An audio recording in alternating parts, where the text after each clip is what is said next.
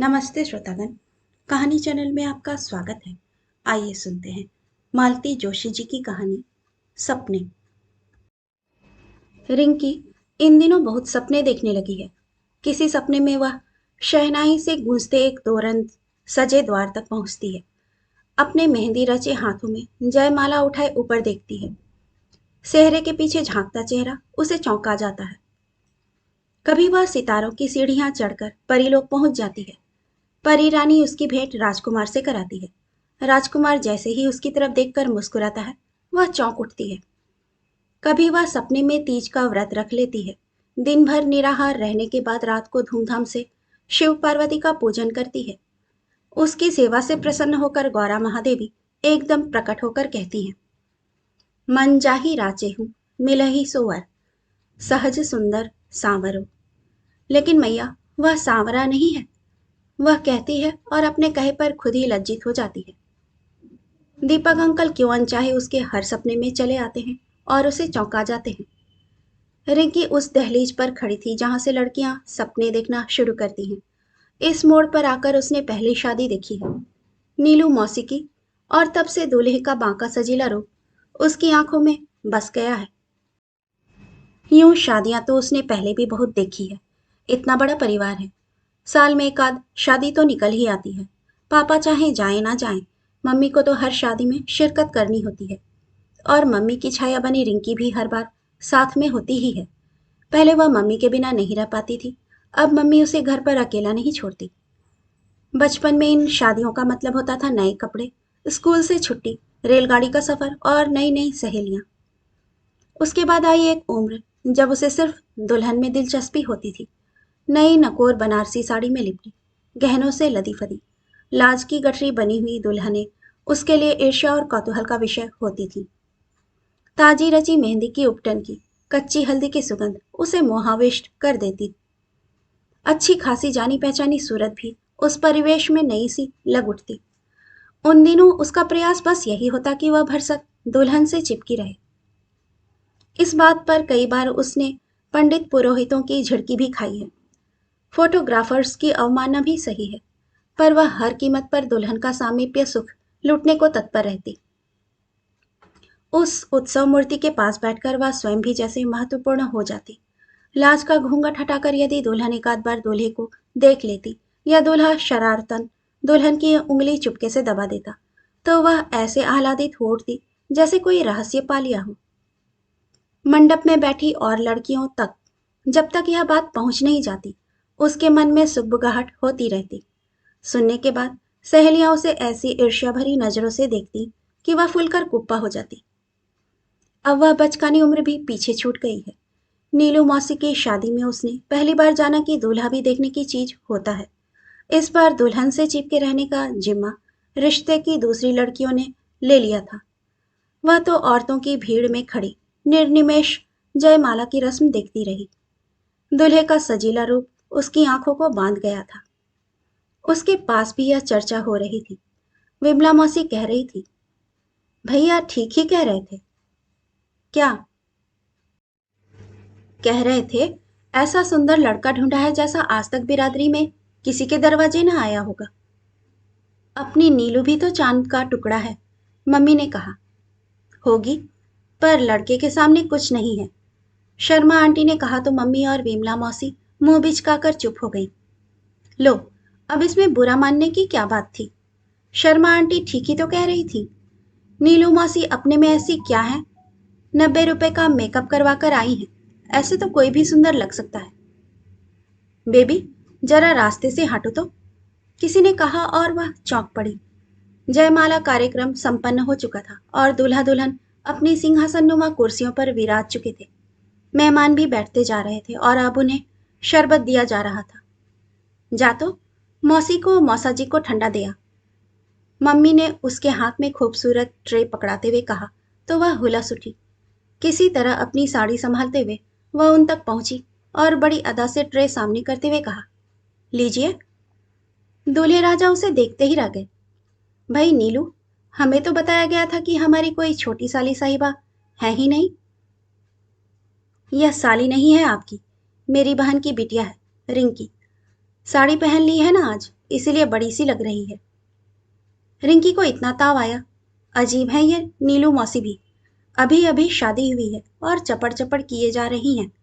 5 minute चुप नहीं बैठ सकती। अभी सबके सामने मैं इन्हें पप्पी मौसी कह दूं तो। हेलो रिंकी। जी मेरा नाम सुप्रिया है, उसने सख्त लहजे में कहा। सुप्रिया, वाह, तुम्हारा तो नाम भी तुम्हारी तरह खूबसूरत है। इतनी प्यारी बात का वह भरपूर आनंद भी ना ले पाई थी कि उपहार देने वालों का एक रेला सा उस पर टूट पड़ा। पुनीता और दीपा कागज कलम लेकर मौसी की बगल में बैठी हुई थी। उन्होंने पुकारा, आजा रिंकी। उसने सुनकर भी अनसुना कर दिया। दुल्हन के पास बैठने का लालच है ना, चली हैं मुंशीगिरी करने। अपने पास ऐसे फालतू कामों के लिए समय नहीं है। फेरों का कार्यक्रम बहुत जल्दी ही निपट गया था। फिर खाने का दौर शुरू हुआ। इस बीच सब लोग कपड़े बदल कर आ गए थे। उसने मम्मी की मोरपंखी बनारसी साड़ी पहननी चाहिए थी, पर मम्मी ने डपट दिया था। अब पहन तो ली इतनी देर तक, अब अपनी सलवार कमीज पहन। खाते समय साड़ी संभालेगी कि प्लेटें? कुछ गिराए बिना तो तुम कभी खा नहीं सकती। साड़ी का तो सत्यानाश हो जाएगा। मम्मी का भाषण बंद करने का एक ही उपाय था, चुपचाप सलवार कमीज पहन लेना। बुझे बुझे मन से ही वह बाहर आई, अपनी प्लेट लेकर एक और खड़ी हो गई। हेलो सुप्रिया। सुगंध का एक झोंका उसे सराबोर कर गया। चौंक कर सिर उठाया और ठगी सी रह गई। अभी कुछ देर पहले जो किसी रियासत के राजकुमार लग रहे थे, अब जैसे इंग्लैंड से चले आ रहे थे। इतनी जल्दी भूल गई? नहीं तो, उसने शर्मा कर कहा, पर अभी अभी आपको जोधपुरी स्टाइल में साफा बांधे देखा था ना, इसी से। अरे भाई, जब शादी की है तो उतनी सजा तो भुगतनी ही पड़ेगी। थोड़ी देर को तो कार्टून बनना ही पड़ता है। नहीं, उसने शर्मीले अंदाज से कहा, बल्कि मुझे तो आप उस ड्रेस में ज्यादा अच्छे लग रहे थे, एकदम राजकुमार हो जैसे। सच? उन्होंने आंखें नचाकर कहा। तब तो मुझे बड़ा अफसोस हो रहा है कि राजकुमार बनने का यह मौका बार बार नहीं आएगा। क्यों? सरकार बड़ी दुष्ट है ना अपनी, एक से ज्यादा शादी नहीं करने देती। तभी उनके दोस्तों का एक हुजूम आ गया वहां। खूबसूरत साली से अकेले अकेले बातें कर रहे हो, हमसे नहीं मिलवाओगे?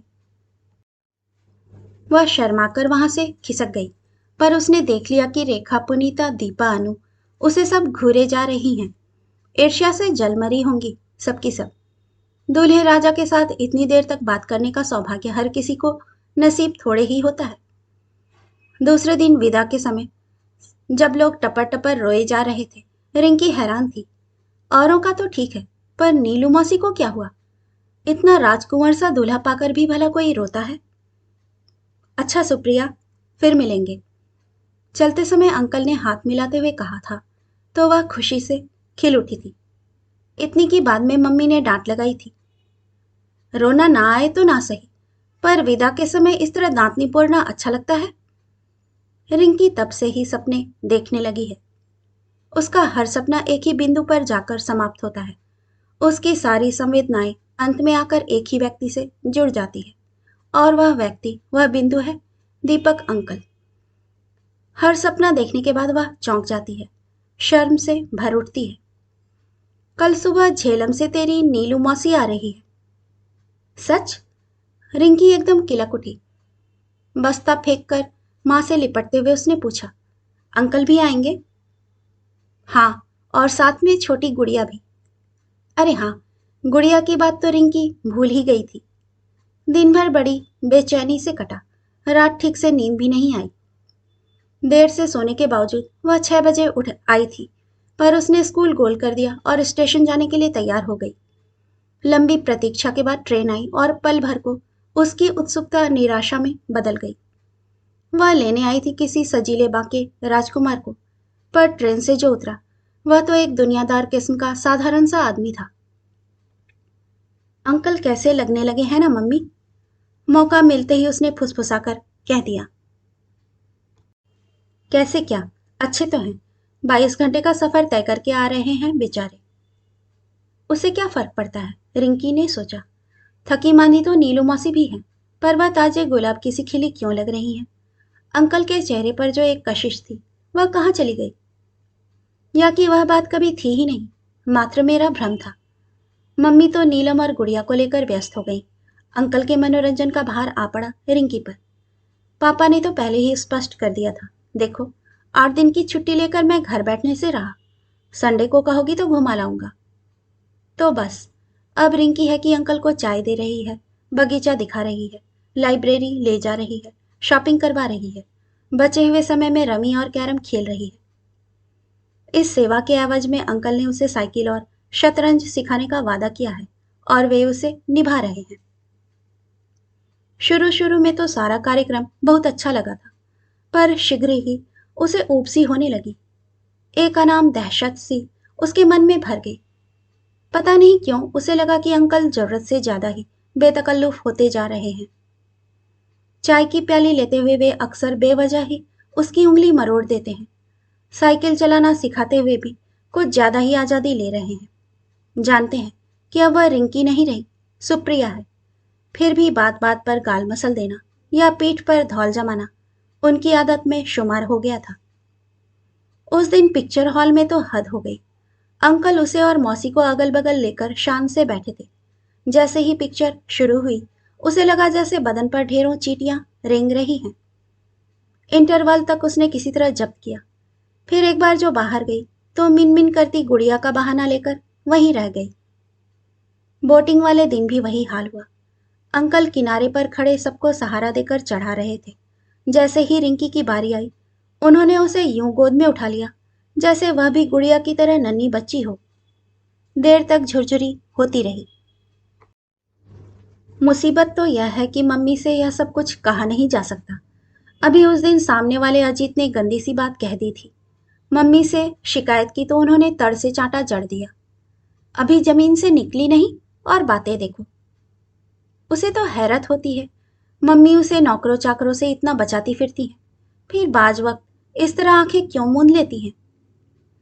जिस उम्र ने रिंकी को सपने दिए हैं उसी ने नारी सुलभ संवेदना भी दी है। अब वह हर स्पर्श की भाषा, हर दृष्टि का अर्थ समझने लगी है। नारी के उसी सहज बोध ने उसे अपने आप को समेट लेना भी सिखा दिया है। मेहमानों के आगमन की खुशी कपूर की तरह उड़ गई थी। अब तो वह बेजारी से उनके जाने की प्रतीक्षा करने लगी। वह बेजारी उसके व्यवहार में भी परिलक्षित होने लगी। रिंकी, अंकल लूडो खेलने के लिए बुला रहे हैं। मौसी, हम होमवर्क कर लें? देखिए ना कितना जमा हो गया है। आज पूरा नहीं किया तो कल क्लास में खड़ा होना पड़ेगा। रिंकी, चलो लेक रोड घुमाएं। नहीं अंकल, सहेली के यहाँ जाना है, उससे सवाल समझने हैं।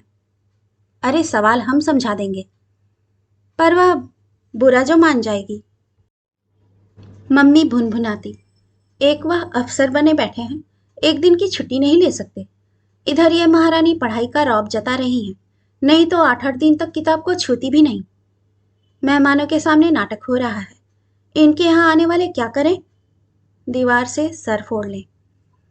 जिस दिन उन लोगों को जाना था वह जानबूझकर देर से लौटी।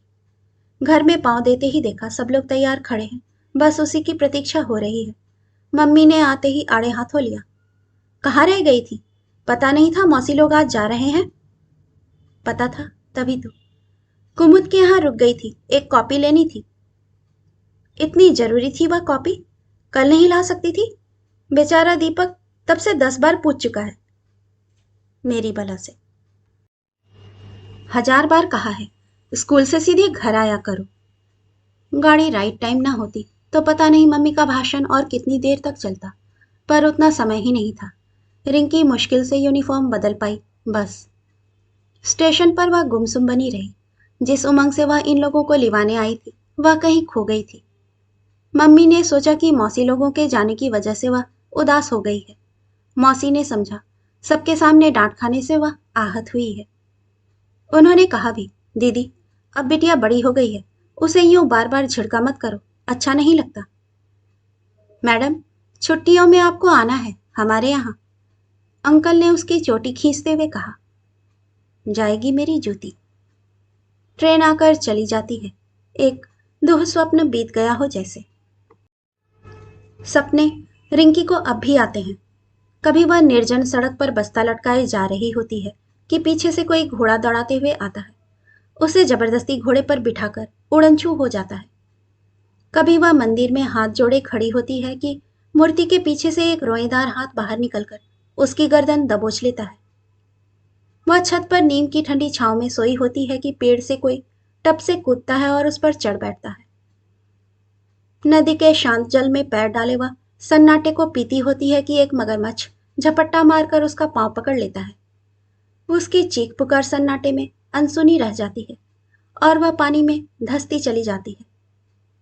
और हर बार वह चेहरा अंकल का होता है। कहानी सुनने के लिए आपका धन्यवाद।